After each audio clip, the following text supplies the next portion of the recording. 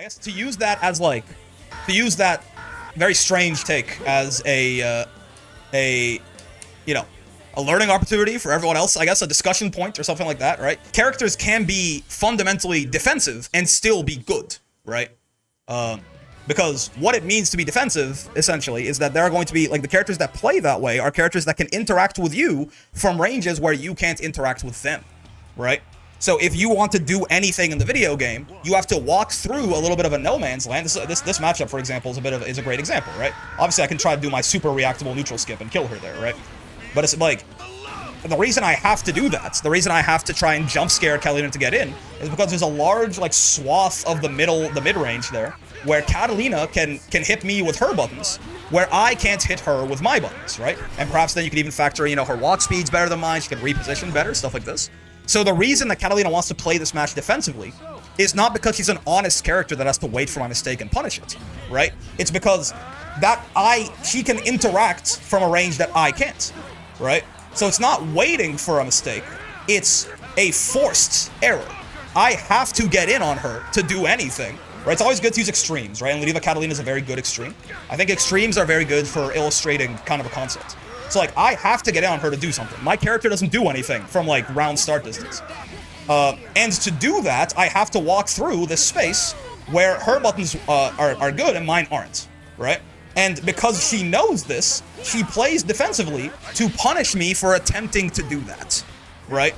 I have to act. She's not waiting for you to make a mistake and then punishing it. I have to act because I can't fight her from those ranges, right? And when I do act, she punishes me for it, right? So it's not like, oh, they have to wait for you to make a mistake. There are forced errors and there are unforced errors. You know what I mean? There are forced errors and unforced errors. It wasn't a rage quit? No, it was not. It was just a little bit of lag, I suppose. I thought she was gonna rage quit for a sec. Yeah. Should I be off topic? But I think you play better when you're getting rage baited. It's because I think I don't overthink things, maybe, I'm not sure. You know, Unico earlier as well was like, well, defensive, you know, Percival feels like he should struggle because he's a defensive character in an offensive game, right? And while, I mean, certainly 6XL exists and things like this, again, defensive play is not inherently weak, right? Now, again, now certain characters, you know, Seox, why will you never see Seox playing defensively, right? Because that range I'm talking about, where Seox, you know, he can interact with his buttons and you can't interact with yours, that range doesn't exist for Seox, right? Seox's buttons are fast and small, right? Once he gets in there, he's gonna rip you to shreds, right? But he's not going to be standing, you know, from half the screen away poking you out, right? So his kit is not designed in such a way that makes playing defensively viable. So it certainly can be bad for certain characters. Percy, why do you think his buttons all have like 7 active frames on them, right? That's not for offensive play. Buttons, it's not just Percival too, right? Catalina has buttons like this, Jita has buttons like this, Lucilius has buttons like this. What is the trend between all of these characters, right? The trend between all of these characters with these like super long active frame amounts on their moves is that those buttons are designed as stop signs, right? Those buttons are designed as stop signs so that when that person does have to go through that no man's land where your buttons work and theirs don't, the odds that they run into it if you stick that button out are significantly higher, right?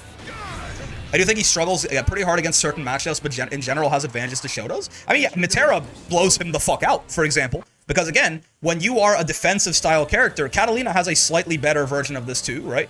But both of these characters, right?